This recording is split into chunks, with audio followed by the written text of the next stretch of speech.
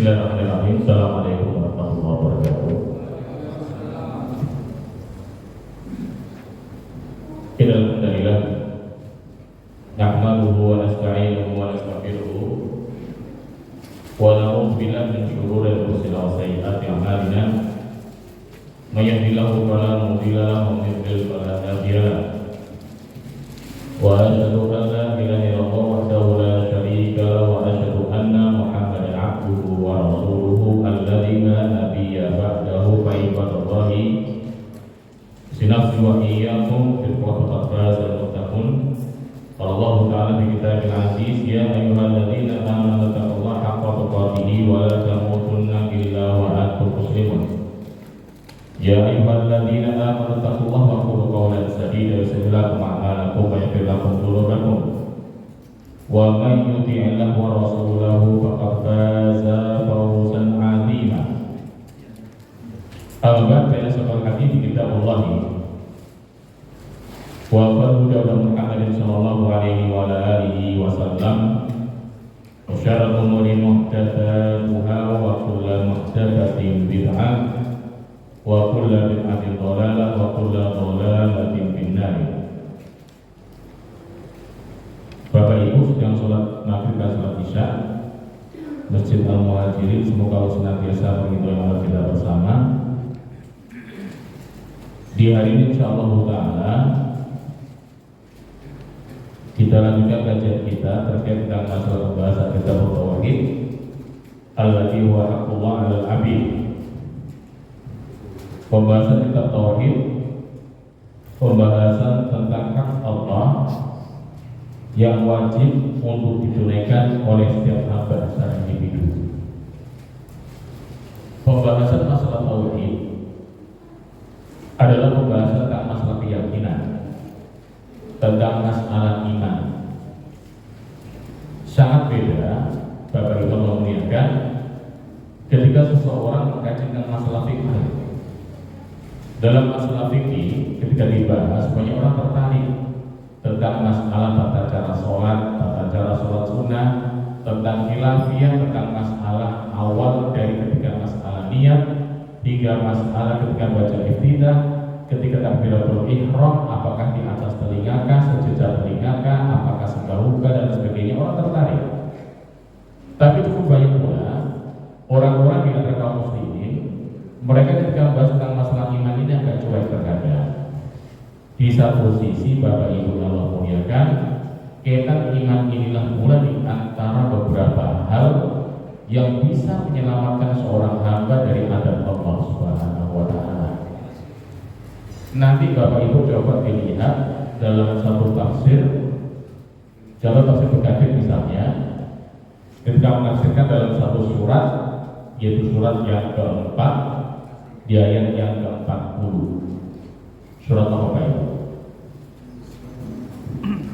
Surat yang keempat, ayat itu tadi saya ngomongkan 40. Sudah mengajukan permohonan Ustaz ya? Dereng asik tambah. Dulu kan nggak salah janjinya berapa minggu? 2 minggu kalau nggak salah. Sekarang sudah 1 bulan lebih. Dalam ayat ini Allah menyatakan innallaha la yuzlimu mithqala dzarratin, bahwasanya Allah Subhanahu wa Ta'ala tidak akan pernah berbuat dengan kedzaliman sama sekali. Sampai pun Allah menyatakan mithqala dzarrah, sekecil dzarrah. Banyak para ulama menerjemahkan dzarrah ini dalam kitab-kitab masalah lugha, terutama Ajam Al Arabiyah, tentang kisah-kisah atau beberapa makna dalam beberapa kamus bahasa Arab dinamakan dzarrah. Seringkali Allah ibaratkan dalam banyak ayat. Contoh misalnya bahwa ya'mal mithqala dzarratin khairan yara, barang siapa beramal kebaikan sekecil dzarrah akan Allah perlihatkan, akan Allah tontonkan. Kebalikannya pula yang beramal kejelekan sekecil dzarrah akan Allah tampakkan pula. Apa itu dzarrah? Banyak sekali kitab bahasa Arab menyatakan dzarrah itu adalah syai'un mithluban, sesuatu yang kecil sebagaimana debu. Ketika dahulu syamsi, munculnya yang namanya cahaya matahari dalam lubang-lubang rumah. Ketika cahaya matahari, bau syamsi ini Pak, masuk dalam rumah kita, biasanya ada suatu terbang di sana, ketak hati saya boleh. Itulah darah yang terbang itu. Dalam ayat ini Allah menyatakan Allah gak akan pernah berbuat kezaliman sama sekali, walaupun sebesar darah pun. Allah pun menyatakan wa in taku hasanatan, misalnya ada suatu kebaikan yang pernah manusia lakukan, Allah menjadikan sebuah ganjaran, yudha'ifha wa yu'ti min ladun ajran 'azima, akan Allah lipat gandakan dan Allah akan berikan ganjaran pahala di sisi yang sangat besar. Ajran 'aziman, banyak orang menjelaskan bahwa ajran 'aziman adalah surga.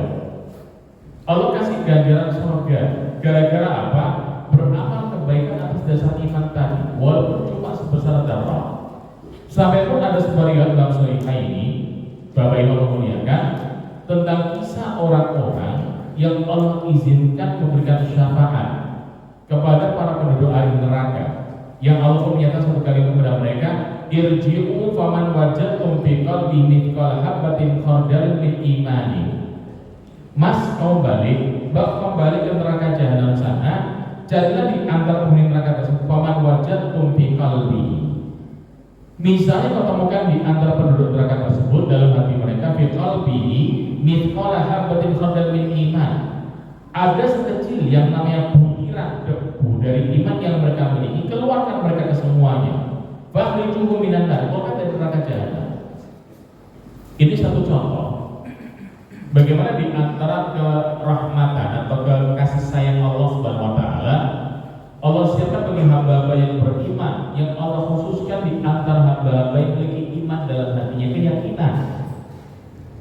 Termasuk pembahasan kita hari ini, Bapak Ibu muliakan, adalah masalah keyakinan, dan keyakinan ini, Bapak Ibu muliakan, adalah harganya mahal. Dan bisa jadi keyakinan ini pun tidak sama antara seorang hamba dengan hamba yang lainnya. Bapak Ibu muliakan, dalam pembahasan terakhir dalam kitab ini, kita sampai pada bab yang kedua, bab bayan fadli tauhid wa mikafir minadulur, bab tentang keutamaan yang tauhid miliki. Bab yang dimiliki dalam pembahasan ini, bagaimana tauhid tersebut memiliki keutamaan, bagaimana tauhid ini bisa menghapuskan dosa-dosa dari seorang hamba. Kita bahas kemarin tentang pembahasan tafsir dalam surat Al-An'am ayat 82, betul Bapak Ibu. Ketika Allah berfirman, alladzina amanu wa lam yalbisu imanahum bidzulmin. Dan di antara orang-orang yang beriman dan tidak mencampur adukan iman mereka dengan kezaliman. Kita bahas kemarin, kezaliman dalam ayat ini arti kesyirikan. Dan orang-orang yang tidak mencampurkan keimanan mereka kesyirikan, dalam artian apa? Saiki iman sedang syirik. Kadang iman, kadang syirik. Dan orang beriman tersebut tidak mencampur adukan iman mereka. Kalau ia menyatakan iman adalah iman, syirik adalah syirik, orangnya tegas. Contoh misal, Bapak Ibu, terkadang dalam kehidupan bermasyarakat, kita seringkali menemukan muamalah masyarakat yang terkadang bersinggungan dengan akidah kita. Contoh misal, di kawasan Gunung sini apa Pak? Dogo Kupang Timur atau Barat sini? Dogo Kupang Timur ini, yang 15 ini, ada tetua semacam sesepuh yang dulu menemukan kawasan sini bernama Kaji Heru misalnya, dimakamkan di belakang masjid dua rumah sana. Hingga masyarakat sini punya keyakinan nek duwe hajatan boyo jaluk manusia nang Kaji Heru, nangkung Heru. Dan ada semacam ini, belum tentu kita pun meyakini. Tapi banyak kaum muslimin meyakininya luar biasa sekali sekarang Pak, di kawasan rumah kuburan sana. Jadi orang-orang sana kalau punya hajat itu tuh saya dulu sama sesepuh sana, gawe bacaan di dalam kuburan, dipangan barang kuburan tadi. Mungkin bagi kita wah itu ini, tapi mereka meyakini itu tak iman namanya. Kita kenapa gak yakin? Karena kita punya iman. Kenapa mereka yakin? Karena mereka punya iman alam mereka. Paham dari sini sekilas. Jadi iman kita gak mungkin sama.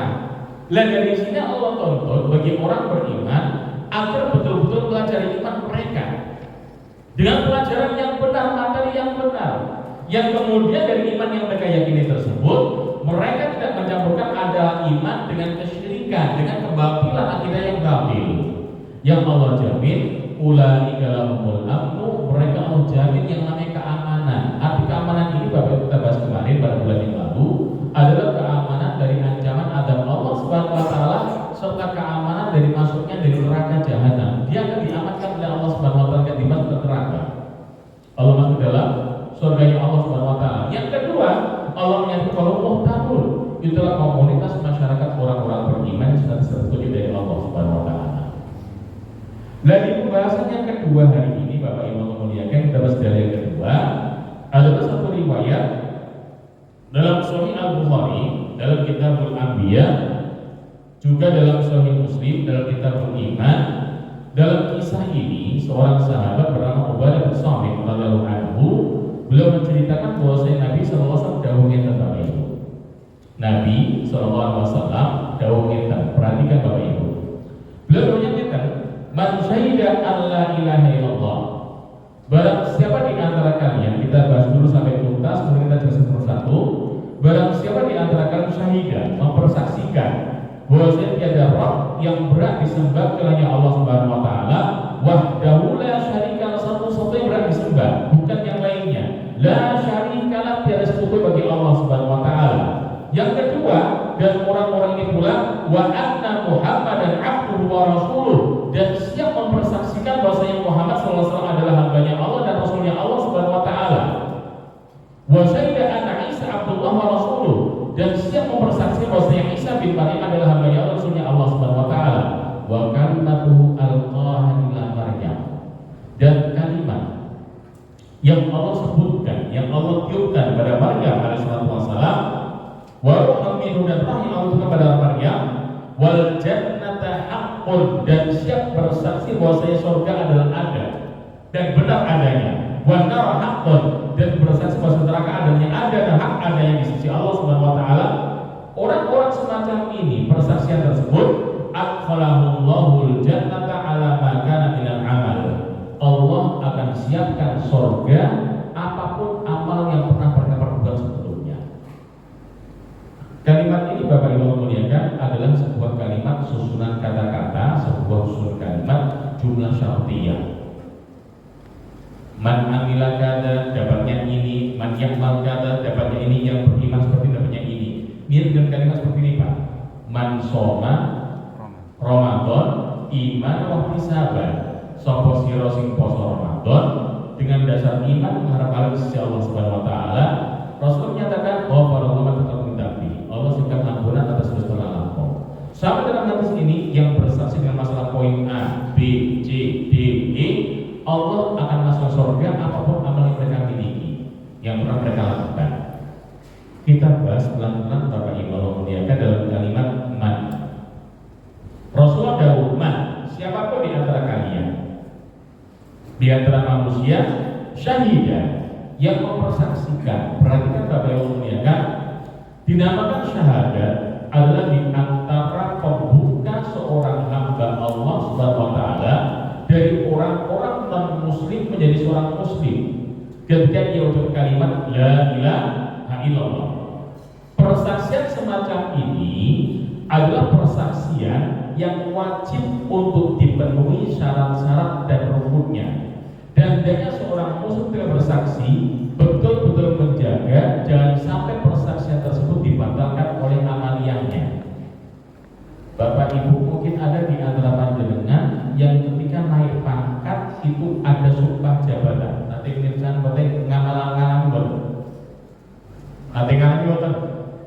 Bagi Bapak yang naik jabatan, naik tingkat lagi, seringkali ada pengangkatan di sana, ada sumpah jabatan. Entah sebagai seorang asisten aparatur negara atau pegawai negeri sipilkah dan lain sebagainya.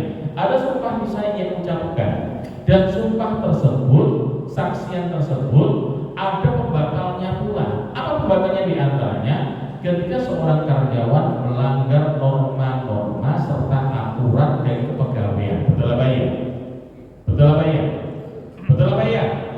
Ini contoh kecil bagi persaksian tersebut, sumpah tersebut ada pembatalannya. Sama dalam hal ini dinamakan orang bersaksi tersebut disebutkan di sini bahwasanya ai takallama biha arifan limaknahu. Ketika seseorang bersaksi tersebut yang ia ucapkan dan tahu betul tentang makna konsekuensi yang ia nyatakan tadi. Perhatikan Bapak Ibu yang Allah muliakan, orang-orang Quraisy zaman dahulu kala adalah orang-orang Arab jahiliyah yang sangat paham tentang susunan tata cara bahasa Arab. Mereka tahu betul tentang konsekuensi kalimat la ilaha illallah. Apakah mereka tidak mengetahui Allah Subhanahu wa taala? Mereka tahu Allah itu ada. Apakah mereka tidak mengakui bahwasanya Allah adalah pencipta mereka? Mereka mengakui Allah pencipta mereka. Dalam ayat Al-Qur'an menyatakan wala in sa'altahum man khalaqahum. Katakan pada mereka yang Muhammad, misalnya engkau tanyakan untuk mereka man khalaqahum atau man khalaqas samawati wal ardh. Siapa yang telah menciptakan mereka? Siapa yang menciptakan antara langit dan bumi ini? Allah menyatakan la yaquluna Allah. Pasti mereka menyatakan yang menciptakan kami serta langit dan bumi adalah Allah Subhanahu wa taala. Ini persaksian mereka Bapak Ibu muliakan. Jadi orang-orang kafir Quraisy mengakui Allah itu ada. Mengakui Allah adalah pencipta. Mengakui Allah adalah yang zat yang menghidupi mereka semuanya. Mengetahui Allah memberi rezeki, tahu semuanya mereka. Pertanyaannya adalah kok gak mau syahadat Bayu? Kenapa gak mau syahadat? Allah sebutkan dalam surah Shofat di ayat yang ke-35, Mr. Heru halaman 47 yang bawa catatan kaki.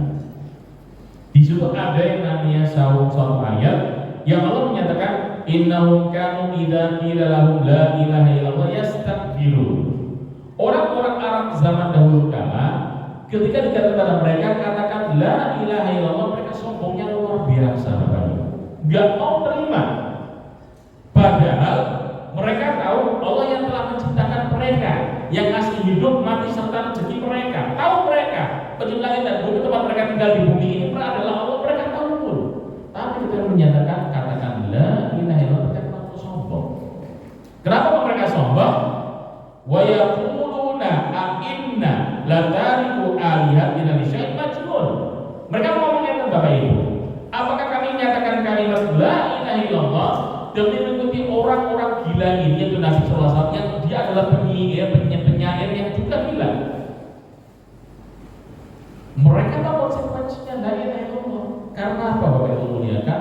Mereka ini Pak, kalau mengatakan la ilaha illallah, mereka tahu sesuatu yang mereka takuti, yang mereka agungkan, yang mereka besarkan, yang mereka hormati selain Allah Subhanahu wa taala akan mereka tinggalkan, dan mereka enggak tahu. Dan orang Arab jahiliyah saat itu Bapak Ibu muliakan, mereka mengagungkan yang namanya arwah-arwah leluhur. Ada Lata, ada Uzza, ada Manat, dan lain sebagainya. Dalam sirah Nabawi Bapak Ibu akan temukan sebuah kisah bagaimana Ka'bah al-Musyarrafah saat itu dikelilingi beberapa berhala. Dan berhala tersebut adalah bukan patung semata, itu ada di antara simbol nenek moyang mereka miliki. Dari bani fulan, bani fulan, bani fulan, bani fulan. Lah ini mereka kalau minta kepada Allah Subhanahu wa taala, minta melalui nenek moyang mereka. Sama kisah tadi Pak Ibu, kalau kita punya hajat, nun sewu nambah heru dulu. Kan kok tadi istilahnya Pak? Nun sewu dulu nambah heru, Mbak, minyak kula balik dapel hajatan. Nun sewu nggih Mbak nggih, mugi-mugi diparingi Gusti Allah Subhanahu wa taala mangke selamat, lancar, jaringan didiamkan Gusti Allah Subhanahu wa taala dan keluarga. Kan kok tadi istilahnya Pak? Cuma orang-orang banyak percaya. Lah tinggal panjenengan sekarang model semacam itu wajib dipercaya atau tidak? Sama ke orang-orang Quraisy. Dan di suatu ayat Bapak Ibu muliakan dalam surat Al-Ankabut ayat 65, Allah Subhanahu wa taala memberikan sebuah ibarat atau kisah bagaimana orang-orang saat dahulu itu Pak Ibu muliakan dalam keadaan yang namanya bahaya, dalam dekatnya nyawa tersebut, mereka ikhlaskan ibadah kepada Allah Subhanahu wa taala. Bertauhid kepada Allah Subhanahu wa taala, enggak main-main mereka ini, Pak. Kalau dalam keadaan sempit, kepepet, susah, jelang mati, mereka hanya ibadah menyembah Allah Subhanahu wa taala. Tapi menurut saya ketika selamat, kemudian dalam keadaan roha, dalam keadaan nyaman, dalam keadaan aman, tiada ancaman sama sekali, syirik lagi kepada Allah Subhanahu wa taala. Dalam itu Allah menyatakan wa idza raqibu fil fulki. Allah gambarkan mereka orang-orang Arab zaman dahulu kala ketika menaiki sebuah bahtera di lautan, diombang-ambingkan dengan ombak yang hampir mereka mati, kemudian Allah menceritakan da'awallah mukhlishin huddin. Mereka siap untuk berdoa hanya kepada Allah Subhanahu wa taala, ikhlas hanya untuk Allah Subhanahu wa taala. Tapi Allah menyatakan falamma najahum ilal barri. Ketika mereka Allah selamatkan ke dalam daratan, sampai daratan selamat alhamdulillah, nurza mereka apa yang mereka lakukan? Ila rabbari idahum yusyrikun. Saat itu mereka bersyukur kepada Allah Subhanahu wa taala. Sangat beda dengan orang-orang zaman sekarang. Dalam keadaan susah minta kepada siapa? Dalam keadaan susah minta kepada siapa? Kaji Heru.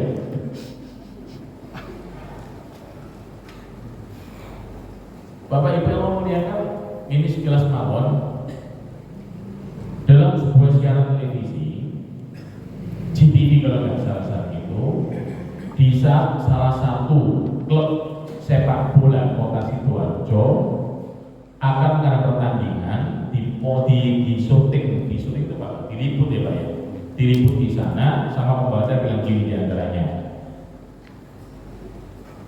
Persatuan sepak bola ini saat durunge tanding sesuk jaluk donga nang bahulan. Jadi mereka pergi sebuah makam minta doa agar pertandingan nanti lancar dimenangkan. Itu keyakinan di sisi mereka. Dan masih berlaku sampai sekarang di beberapa kaum muslimin. Jadi nek misalnya jaluk sesuatu nurut nang mbah sih. Yang dalam hal ini hampir mirip dengan kisah orang zaman dahulu kala. Diajak kepada seruan la ilaha illallah yastakbiru. Enggan, karena apa? Mereka punya sesuatu di selain Allah Subhanahu wa taala yang mereka minta. Dan mereka enggak meninggalkan. Dan inilah Bapak yang memuliakan, sehingga dalam ayat dalam hadis tadi Rasulullah berkata, "Man syahida."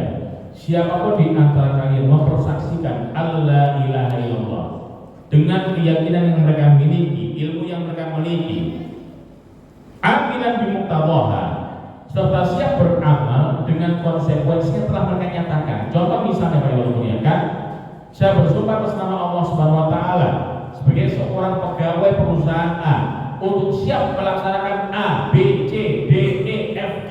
Dia nyatakan dengan konsekuensi telah mereka coba ketahui. Agar apa? Kedepannya dan semuanya melanggar. Sama dalam hadis ini, kita telah bersyahadat, dia punya konsekuensi. Jangan sampai syahadat tersebut mereka batalkan dengan amal yang mereka lakukan pada kedepannya. Bab sekilas. Bab sekilas. Bab sekilas. Jadi bukan artinya Pak, persaksian syahadat itu bukan cuma omong kosong. Termasuk ini Pak Ibu muliakan, dinamakan persaksian atau saksi ini wajib orang-orang yang sebagai seorang saksi betul-betul tahu di semua pengadilan, entah pengadilan agama kah, pengadilan perdata kah, pengadilan pidana kah, kalau sudah ada saksi itu wajib mereka tahu. Ditanya sama hakim, dengan besok betul Pak, tanggal sekian betul Pak, siapa pendirinya, bulan di bulan Pak, siapa saksinya aja, bulan, siapa keluarganya, bulan, itu betul-betul tahu. Lah sama dalam hal ini persaksian kalimat tauhid la ilaha illallah wajib diketahui maknanya. Jangan sampai seorang muslim tidak paham makna kalimat la ilaha illallah. Yang ucapan dikir la ilaha illallah buat kali, tapi masih minta pada mbah-mbah tadi. Sempat ada syubhat yang mereka menyatakan, loh kami nggak menyembah mbah tadi, cuma nunut dongo. Sempat mendengar kalimat semacam ini? Nunut dongo. Mirip Pak Ibu dengan kalimat yang Allah abadi dalam surat Az-Zumar pada awal-awal ayat tersebut, di mana Allah menyatakan ada sindiran dari Allah Subhanahu wa taala bahwasanya mereka menyimpang dalam urusan ibadah, meminta kepada selain Allah Subhanahu wa taala, menyembah kepada selain Allah Subhanahu wa taala. Mereka mengatakan kalimat ini, "Ma na'buduhum illa liyuqarribuna ila Allahi zulfa." Kami nggak menyembah mereka, orang-orang soleh tadi. Tapi kami jadikan mereka untuk mendekatkan diri kepada Allah dengan sedekat-dekatnya. Itu tujuannya sudah, mirip sudah. Dan inilah fungsi dakwah para rasul, untuk memurnikan tauhid, agar jangan sampai tauhid seorang hamba tersebut tercampur dengan kepercayaan-kepercayaan mungkin bisa jadi membatalkan akidah yang telah mereka miliki sebelumnya. Kemudian Bapak Ibu yang Allah muliakan, dalam kalimat setelahnya Rasulullah dawuh wahdahu la syarikalah. Kalau sudah bersaksi Allah satu-satunya zat yang berhak untuk disembah, satu-satunya, bukan ada dua, bukan ada tiga, satu-satunya. La syarikalahu, tiada sekutu siapapun atau apapun. Kalau sudah ia bersyahadat, maka semua ibadah jangan sampai ia palingkan pada selain Allah Subhanahu wa taala. Contoh misal, jenengan di sebuah desa, tempat mertua panjenengan tinggal di sana. Boye kalau mela acara nang ngono lho, napa Pak? Akhirnya kula bapak sepuh kumpul kabeh ketua masyarakat nang kono. Wis derek kita di sana. Kemudian non sewu ada acara, monggo Mas, jenengan pimpin donga. Donga terpuji Pak. Ten Gusti Allah Subhanahu wa taala nyuwun Mbah Fulan sekalian supados rasa masyarakat di aman sedanten. Jadi diutus dengan donga Allah Subhanahu wa taala kali Mbah Fulan dinuruti ada pesan moral di sana. Kalau jenengan siap menyatakan nggih kalau penting dongane terjang menang Mbah Fulan ya, maka pertanda bahwa jenengan bermasalah di situ. Dalam hadis setelahnya Rasul bersabda kalimat ini, wa anna Muhammadan abduhu wa rasuluhu, bermakna wa syahida anna Muhammadan abduhu wa rasuluhu. Dan seorang muslim atau seorang manusia siap bersaksi dengan ilmu yang mereka miliki, dengan keyakinan mereka miliki, dengan konsekuensi yang siap untuk mereka jaga, bahwa Muhammad SAW adalah hambanya Allah Subhanahu wa taala dan rasulnya Allah Subhanahu wa taala. Perhatikan Pak Ibu muliakan, Rasulullah dahulu Muhammad itu adalah hambanya Allah, abdu wa rasuluhu, hambanya Allah, rasulnya Allah Subhanahu wa taala. Artinya apa? Rasulullah ini adalah seorang hamba miliknya Allah Subhanahu wa taala. Ada pemiliknya. Siapa pemiliknya? Siapa pemiliknya? Hambanya Allah. Siapa pemiliknya? Kuncinya mobil. Siapa pemilik kunci ini? Pak Ibu yang Allah muliakan, kita coba belajar tentang susunan kata huruf nilai. Contoh misalnya, buku ini bukunya Ustaz. Miliknya siapa buku ini? Kunci ini miliknya mobil. Miliknya siapa kunci ini? Pintu itu pintunya masjid. Pintunya siapa itu? Rasulullah Muhammad SAW adalah hambanya Allah. Hambanya siapa? Miliknya siapa? Allah SWT. Paham dari sini sekilas. Jadi Rasulullah itu ada pemilik. Siapa pemiliknya? Allah Subhanahu wa taala. Jangan sampai seorang hamba kemudian menyatakan Rasulullah adalah seorang di antara rasul yang punya hak-hak Allah Subhanahu wa taala.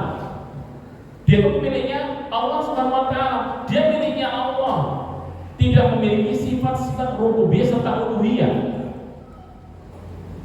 Dan satu hal, sempat beberapa kalangan di kalangan saudara kita punya keyakinan bahwasanya kunci-kunci keghaiban ada di tangan Nabi Sallallahu Alaihi Wasallam.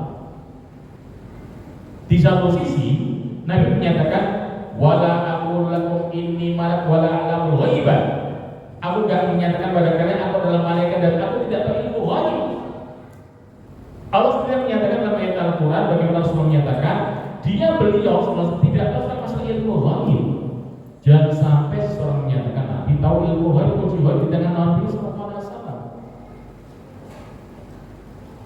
Dalam surat Jin, Bapak Ibu menyatakan Allah berfirman, alimul ghaibi wala yudhiru ala ghaibihi ahada. Dialah Allah Subhanahu wa taala zat satu-satunya maha tahu masalah yang ghaib, yang Allah tidak berikan ilmu tersebut pada siapapun di antara makhluk yang Allah kendaki. Bagaimana sekarang ketika ada pernyataan Nabi tahu tentang perkara yang ghaib dengan syarat setelah Allah kasih tahu. Dengan syarat setelah Dengan syarat setelah Allah kasih tahu. Di ayat yang setelahnya Allah menyatakan illa man irtadha min rasulin, kecuali di antara para rasul yang kami ridhoi, fa innahu yasluku min baini yadil khalqi rasulan. Bagi para rasul tersebut Allah berikan ilmu ghaib tadi, dengan ia dijaga oleh para malaikat yang ada di depan serta belakangnya mereka yang menjaga para rasul tadi. Setelah Allah kasih. Dan inilah di antara Bapak yang muliakan dalam kalimat tadi, wa syahida anna Muhammadan abduhu wa rasuluh, dan dia bersaksi bahwa Muhammad adalah hambanya Allah, dia miliknya Allah Subhanahu wa taala, dan rasulnya Allah Subhanahu wa taala, dan dia adalah utusan Allah Subhanahu wa taala. Kita dengan Nabi Muhammad sama sebagai seorang manusia biasa. Hingga pun Allah menyatakan dalam surat Al-Kahfi, qul innama ana basyarun mithlukum. Katakan ya Muhammad, aku manusia biasa seperti kalian, merasakan lapar, butuh makan, butuh minum, butuh teman hidup, yaitu para istri-istri yang saya cintai. Tapi bedanya, yuha ilayya. Inilah beda antara kita dengan Rasulullah SAW. Allah wahyukan untuk saya, yang kita nggak menerima wahyu, belum menerima wahyu dari sisi Allah Subhanahu wa taala. Dan kita keyakinan kita, persaksian Muhammad adalah hambanya Allah Subhanahu wa taala, rasulnya Allah Subhanahu wa taala.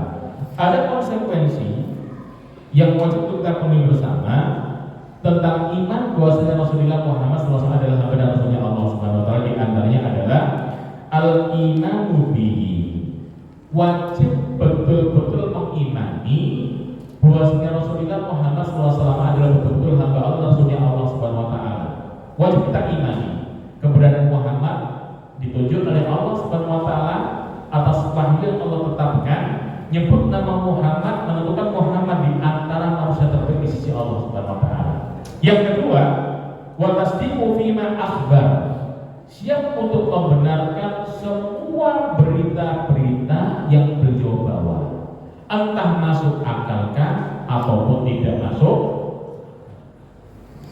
Saya ambil contoh Bapak yang memuliakan.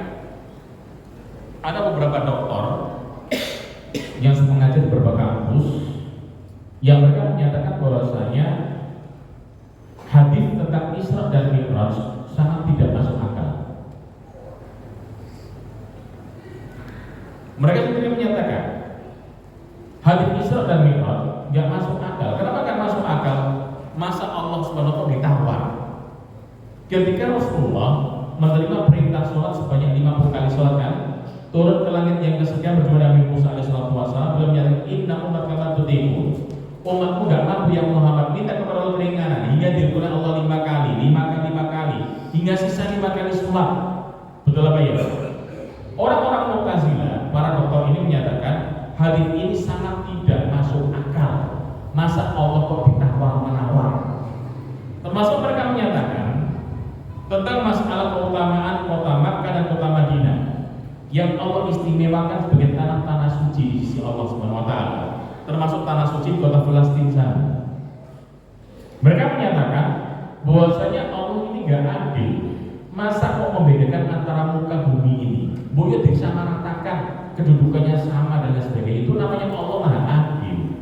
Bapak Ibu kalau boleh saya tahu, Pak Ibu yang memuliakan, Bapak Ibu di almari itu ada baju-baju khusus ya kira-kira? Di almari panjenengan baju ini ada baju khusus nggak? Yang dipakai khusus untuk Jumatan, khusus untuk walimahan, khusus untuk sholat id, ada apa kira-kira? Lalu kok nggak dibikin rata saja, Pak? Sesuk kaosan tulisannya Haji Mutu nang ini, wahai sholat id. Kok nggak pakai sing api? Kenapa diistimewakan? Kan itu hak panjenengan, betul apa ya? Baju milik panjenengan, lemari milik panjenengan, tuku duit panjenengan, ganjil beli 5 bulan, kan kata istilahnya. Perkara dengan menunjukkan ini baju khusus kah, ini baju spesial kah, itu hak panjenengan. Sama dalam hal ini, Allah memberikan yang wewenang untuk Nabi Muhammad SAW ngasih yang namanya rukhsah, keringanan. Itu haknya Allah Subhanahu wa taala. Termasuk Allah mengistimewakan antara Madinah, Makkah dan lain sebagainya, itu pun hak Allah Subhanahu wa taala. Kita nggak punya hak untuk membantah Allah Subhanahu wa taala. Paham sekilas? Paham sekilas? Jadi cara berpikir mereka Pak Ibu, memang orang urut orang-orang ini Pak. Dan kalau bilang dia usaha mereka Pak, malah mantol dari situlah kalau dia sama orang semacam ini, Pak, wis anggap orang ini angop dalam bahasa Indonesia. Angop kalau kata angop bahasa Indonesia menguat, anggap orang angop gitu aja. Bisa ngomong nggak mau masak, ngomong terserah aja. Nah, pokok aku mau minum kopi, so makan gitu warak. Selesai.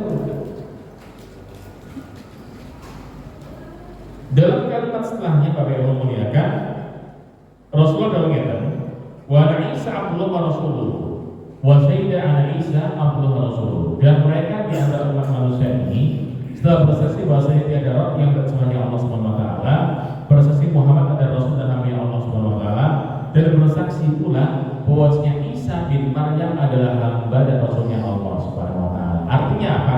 Isa adalah hambanya Allah, miliknya Allah Subhanahu wa taala. Sempat ada syubhat di kalangan saudara kita, orang-orang Nasrani, yang mereka menganggap bahwasanya Isa ini penciptanya luar biasa.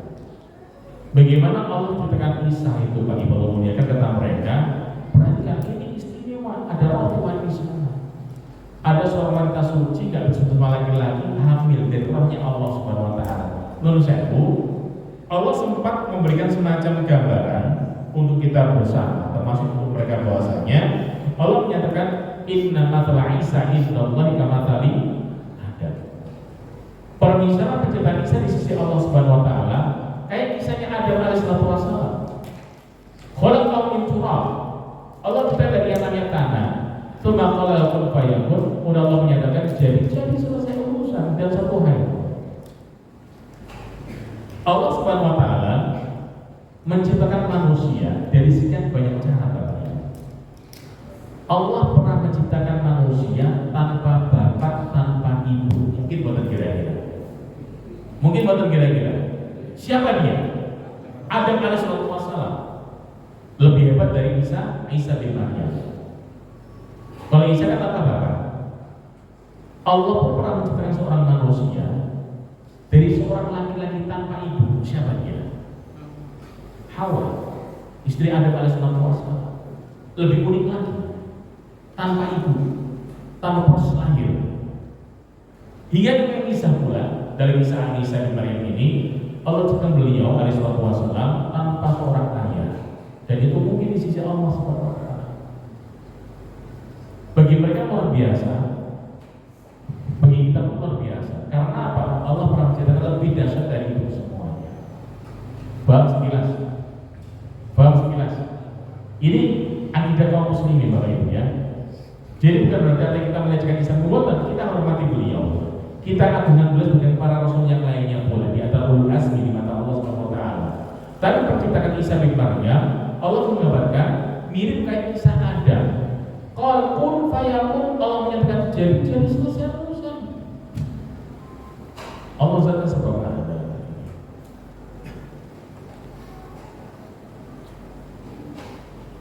Wa kalimatul alqahila Maryam, dan kalimat yang Allah berikan, yang Allah berikan pada Maryam, yaitu Maryam ibu dari Isa bin Maryam. Arti kalimat ini Bapak Ibu muliakan adalah kalimat kul, jadi.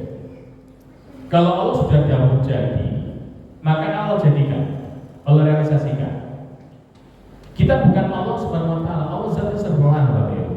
Kita bukan tukang sulap, tapi Allah zat yang serba mana. Kalau Allah menyatakan jadi sebuah tanaman, jadi tanaman. Kalau Allah menyatakan jadi seorang manusia, jadi seorang manusia. Soalnya bisa Isa bin Maryam, Allah menyatakan jadi kun fayakun, jadi selesai jadi. Bukan roh pada Isa bin Maryam ini pada dalam Maryam, jadi berarti di sana ada roh di sana, ada jadi di sana. Karena Allah yang takdirkan dalam hal ini.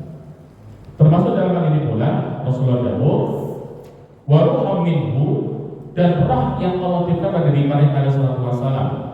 Bapak Ibu Allah muliakan, banyak para ulama di sini menyatakan bahwasanya roh yang bisa dalam arti dalam hadis tersebut adalah roh di antara roh-roh yang telah Allah ciptakan untuk semua makhluk pula di antaranya Isa bin Maryam. Di mana ada satu ayat dalam surat Al-A'raf, surat yang ke-7 ayat 271, di mana kita Allah ciptakan setiap roh ini pasti ada perjanjian di sana. Ketika Allah menyatakan alastu bi rabbikum qul bala syahidna. Setiap roh yang Allah ciptakan sebelum mereka dilahirkan oleh Allah Subhanahu wa taala, masing-masing roh tersebut Allah tanya pada mereka alastu bi rabbikum, bukankah Rob kalian kesemuanya qul bala syahidna. Mereka menyatakan bala, betul dia kepada Rob kami bersaksi dalam hal ini. Termasuk kisah-kisah bin Maryam ini adalah roh yang Allah telah dia. Paham sekilas? Bukan kemudian ada pernyataan ini roh yang istimewa, betul istimewa di mata Allah sementara bukan artinya ada roh ketuhanan di sana, tidak sama sekali. Paham sekilas apa itu? Paham sekilas? Dalam hadis setelahnya Rasulullah dawuh wa sayda anal jannata haqqun. Dan mereka bersaksi, manusia bersaksi, kata Rasulullah SAW, wa syahida anal jannata allati akhbara biha Allah azza wa jalla fi kitabih an u'idduha lil muttaqin haqqun. Bahwasanya kaum muslimin serta umat Islam yang beriman kepada Rasulullah SAW serta syahadat Rasulullah SAW mempersaksikan bahwasanya surga itu yang telah Allah kabarkan tentang adanya surga tadi, yang Allah siapkan dalam kitabnya serta siapkan bagi orang-orang beriman adalah benar adanya. Sempat ada kalangan kaum manusia ini Bapak yang muliakan, yang mereka punya keyakinan orang setelah mati karena mereka kisah kemudian. Tapi bagi semua agama salafi, mereka meyakini setelah kematian ada fase-fase yang pasti akan kita hadapi bersama. Betul apa ya? Masih panjang perjalanan kita. Dan endingnya nanti ada dua jalan atau dua tujuan, iman jannah wa iman nar. Kalau nggak surga yang neraka. Yang sempat muncul pula di beberapa kalangan ilmuwan orang-orang Surabaya yang punya keyakinan bahwasanya ternyata akhirat tidak kekal. Pernah mendengar kalimat ini? Mereka punya keyakinan akhirat itu nggak kekal, surga itu nggak kekal. Tapi satu poin, ketika Allah menyatakan surga itu akan abadi setelah Allah ciptakan, maka Allah bukan surga itu akan kekal selama-lamanya bagi orang yang beriman. Bahwasanya ada neraka, dan mereka bersaksi pula bahwasanya neraka dalam arti apa neraka itu Bapak Ibu? Bahwasanya ada neraka allati akhbara biha Allah azza wa jalla fi kitabih. Neraka yang Allah kabarkan kitabnya dalam Al-Qur'an Karim. Annahu u'idduha lil kafirin haqqun, yang Allah siapkan bagi hamba-hamba yang ingkar. Artinya apa? Banyak di antara hamba-hamba Allah Subhanahu wa taala cenderung untuk mengingkari adanya neraka yang Allah siapkan bagi hamba-hamba yang beringkar.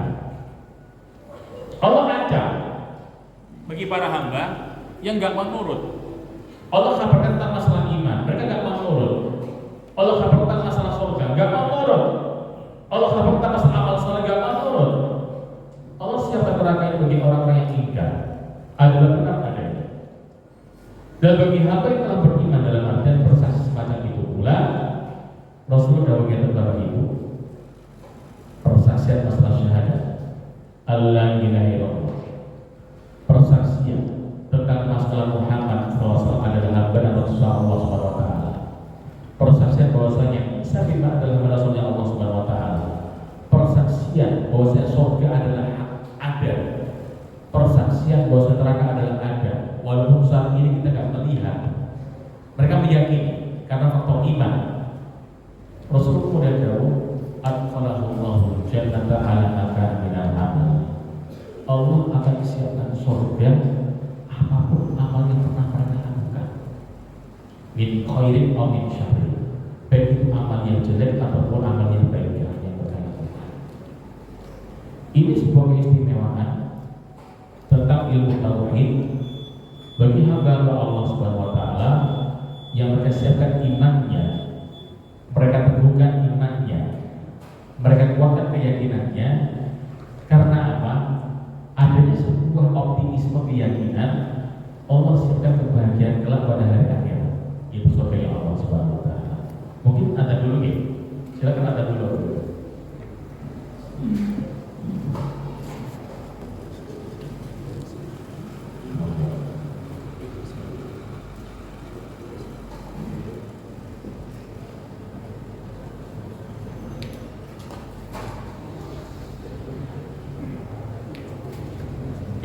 Alhamdulillah hamdan katsiran thayyiban mubarakan fihi kama yuhibbu rabbuna wa yarda wa asyhadu an la ilaha illallah wahdahu la syarika lah wa asyhadu anna Muhammadan abduhu wa rasuluh alladzi la nabiyya ba'da fa ibadallah sinafsi wa ibu wa qadbas maka ilmu muliakan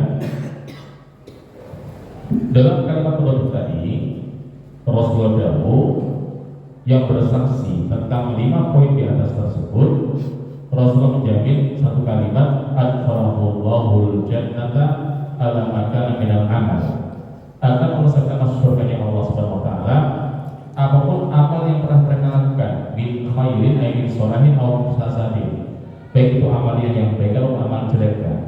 Termasuk dalam hal ini pula ala makana minal amal adillahu jannata al-hasbi amali kulli minhum bidarajat.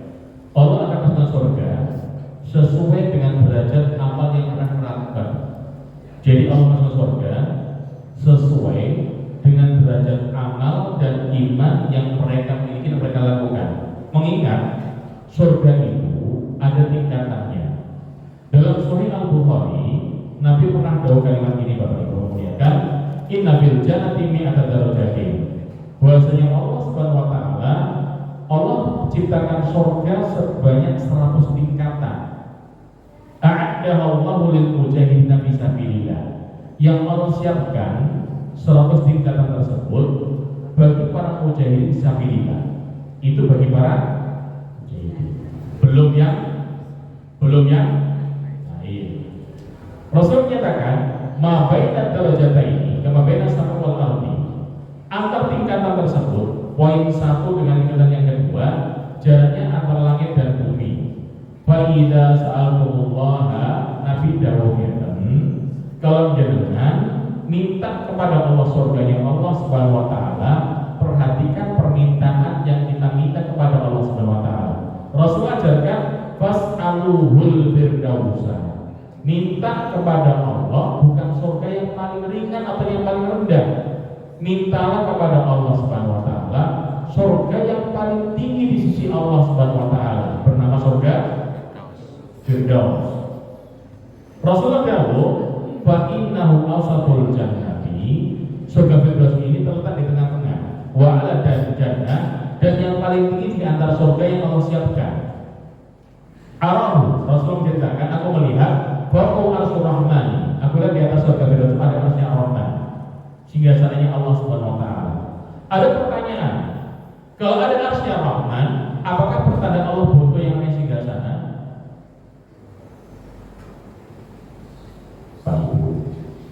Rasulullah dahulu Arahu fawqa Arsyur Rahman. Aku lihat kata beliau sallallahu di atas surga Firdaus ada Arsy Ar-Rahman, singgasananya Allah Subhanahu wa taala. Pertanyaannya, apakah Allah butuh yang namanya arsy? Allah butuh singgasana? Allah menciptakan hamba Allah Subhanahu wa taala. Apakah Allah butuh hamba? Sama dalam hal Arsyur Rahman, arsy-nya zat yang Rahman. Bukan berarti Allah butuh yang namanya arsy. Allah enggak butuh arsy.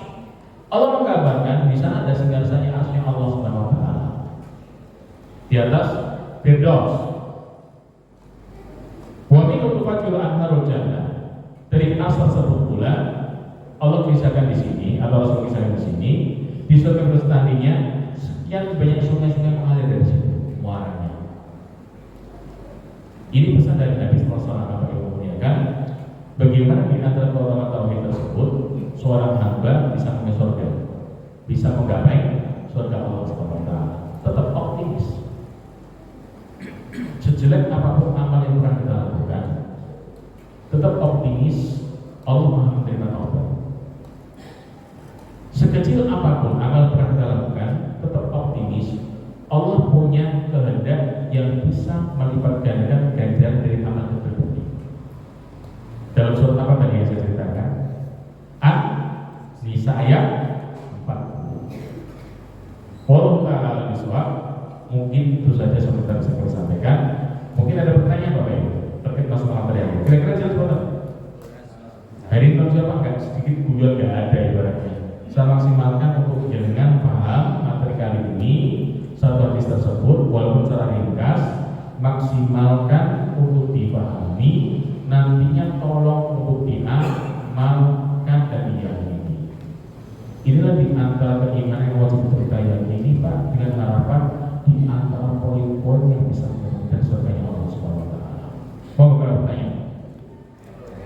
Silakan, foto. Seorang bayi yang lahir sebelum lahir dia tidak dipastikan vaksinnya gimana. Dan saya tanyakan, seorang bayi anaknya seorang muslim meninggal dunia. Yang satu anaknya bayi yang meninggal dunia anaknya orang kafir, artinya orang muslim. Apakah kedua-duanya ini bisa menentukan?